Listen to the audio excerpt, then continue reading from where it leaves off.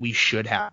And the Ravens are a team that are very physical up front. They're very physical on the back end. They have playmakers and stud playmakers at every single area of their defense. And they are not bad on offense either. You have to play a specific way against the Ravens, and they've tailored their team that way. And we did not play the way we did not play the Chargers did not play Charger football against them. We fed into the game plan that they wanted. We weren't able to stop the run from the running backs, at least. We were able to hold Lamar Jackson to his lowest rushing total since being a starter. I believe he only had 39 yards, so it was under 40.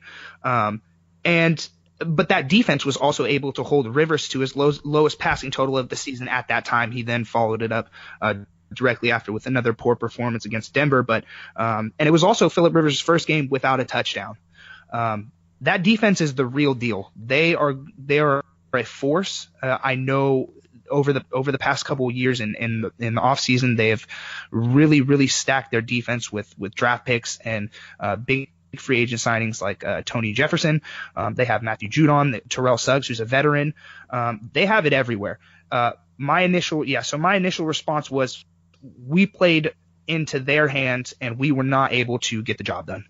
Yeah, and the way the Ravens just changed their whole offensive philosophy from Joe Flacco to Lamar Jackson, it's just amazing that they're basically like mostly run, and it's coming and you still can't stop it. It's amazing.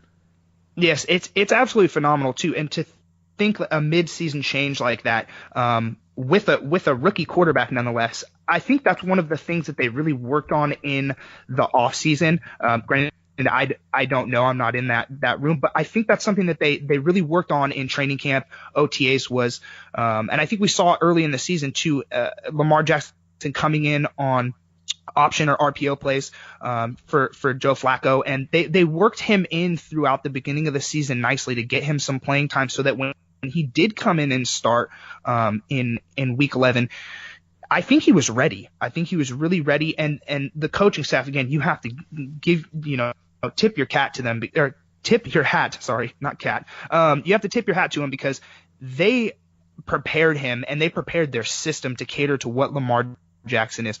Lamar Jackson is a runner. He's not a phenomenal passer, but he can pass the ball, and that's what poses a real threat. Is he is not just a guy, even though he does run it upwards of over 10 times a game since being a starter, he can still pass the ball. We saw against the Chargers, I believe, we saw him throw a couple beautiful passes on third down to convert, to keep the drive alive. He is going to be a star. And I think we're seeing the Ravens be able to cater to his play style, and that's really, really opening him up. And like you said, they will run the ball 3 straight times. They'll run it for 3 yards, run it for 4 yards, and then run it for another 3, to quote Phillip Rivers, and they'll get a first down. Yeah. And that's the way they do it, and they're not scared to do it. Defenses and coaching staffs, they know that they're going to do it, and they still impose their will. And that is really telling of how much they trust Lamar Jackson to run that system, and then how much the coaching staff has really adjusted to his play style. It's amazing. And yeah, there was that there was that one pass that really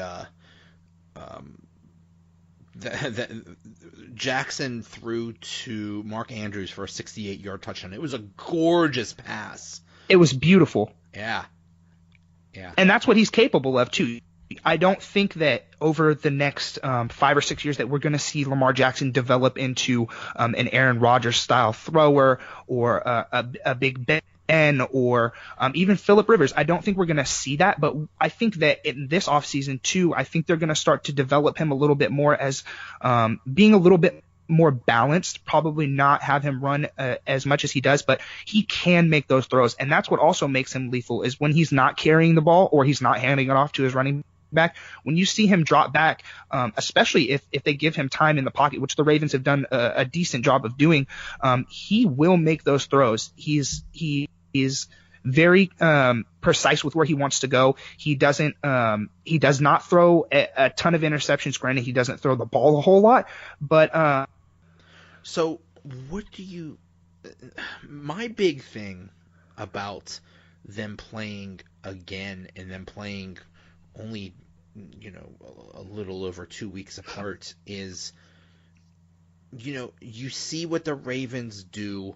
You like you said, they basically tell you what they're going to do. We're going to run it. We're going to run it down your throat, try to stop us. But the Chargers have seen this, and they've seen what they've done defensively. So I have to think that the Chargers.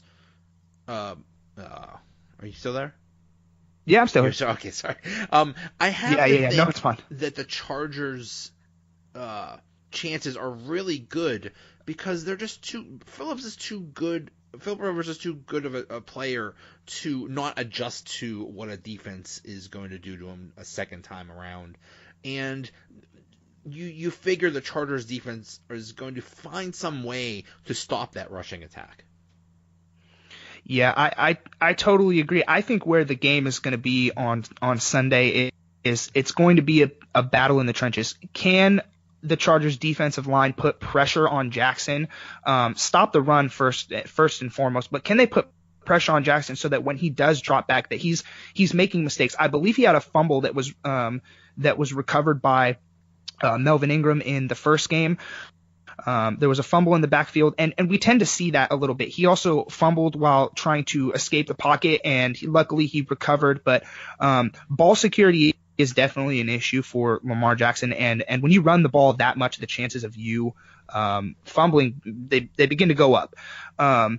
So can they capitalize and put him in positions to where there's potentially a turnover?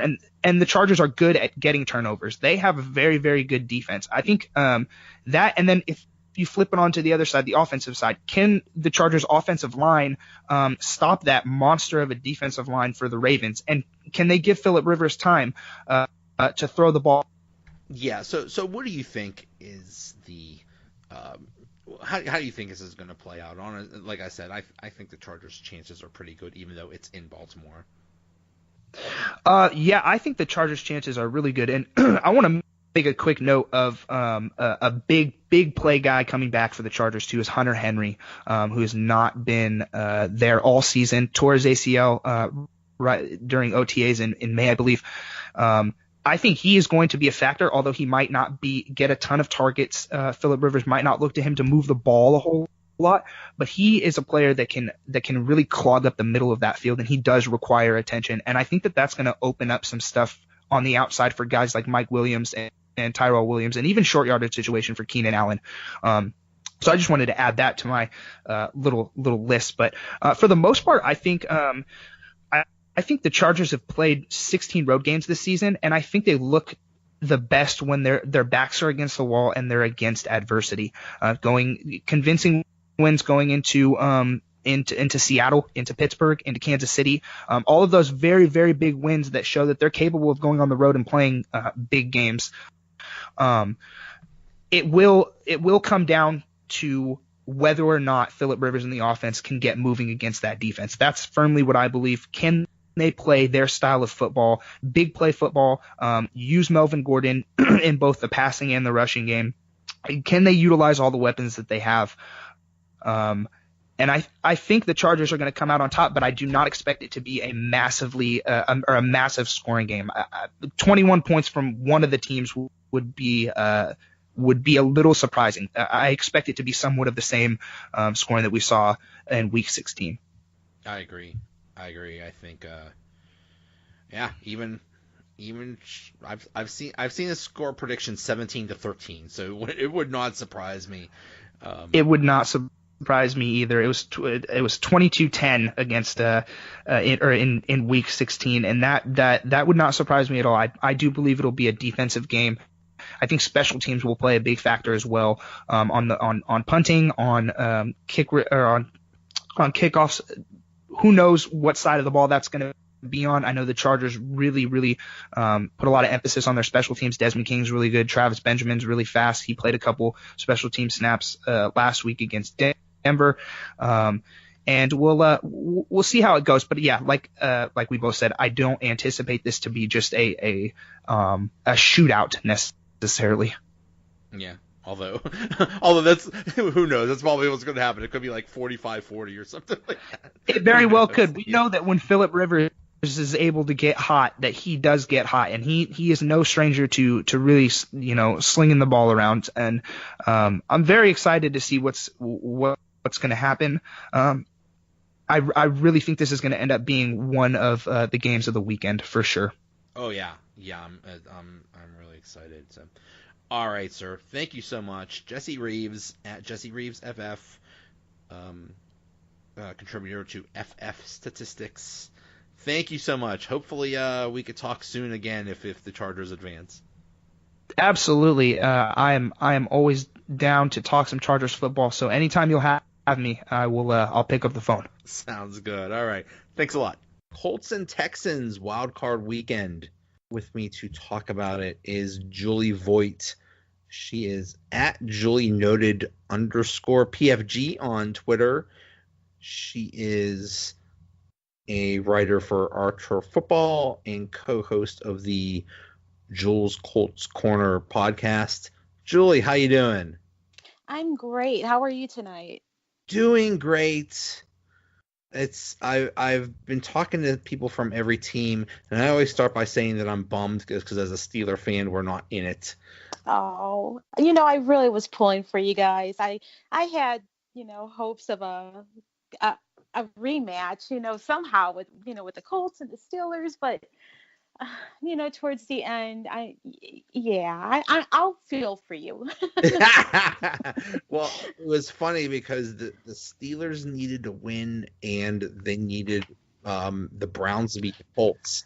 And then if that didn't happen, the only way the Steelers could get in was if the Colts and Titans tied their games. So everybody in Pittsburgh was rooting for a tie. Oh, Sunday night game. It's like, I don't think that's actually going to happen. The chances of that happening are very low. So. Oh yeah, but definitely. The Colts have had a great year, and honestly, I did not see this coming. Obviously, Andrew Luck. No, I sit here. Yeah. But did you see this coming? Did you see a playoff berth this year? I want to say that, and I'll be just quite, no pun intended, I'll be frank with you here. I did not see that coming at all. I didn't anticipate them to get maybe more than 7 or 8 wins. I didn't anticipate them to be back on track, especially with so many new faces on that team, so many new coaches.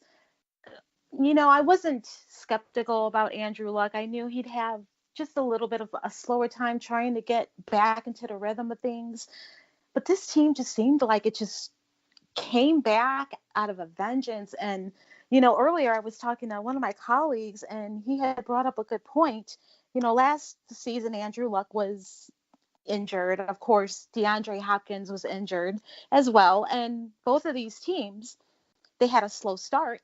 And as you can tell, towards after week 4, after week 5, it seemed like, especially Andrew Luck, started getting that rhythm back. And that's when both of these teams started going on winning streaks. And with the Colts, then their offensive line with the front line alone just dominating the whole game. And who would have thought Colts and a good defense coming together, and then all these pieces started coming together and win after win after win. Andrew Luck's sackless game streak, it's just unbelievable. And I will say, I'll be the first one to admit I did not see a playoff run, but the closer they kept getting, it's just amazing that, hey, this could actually happen. And now you have all these other people, they're starting to believe, of course, because nobody wants to believe, and they want to throw out the negativity and things like that. But we're in the weekend wild card, and I have a strong belief that they could go a little bit farther than what others are thinking. Oh yeah. Mm-hmm. Yeah, I believe that too. It's amazing that the offensive line has kept Andrew Luck so clean and not he hasn't had very many sacks, and that's right. That's huge. But But that's going to be really tough against the Texans because that's one of their strengths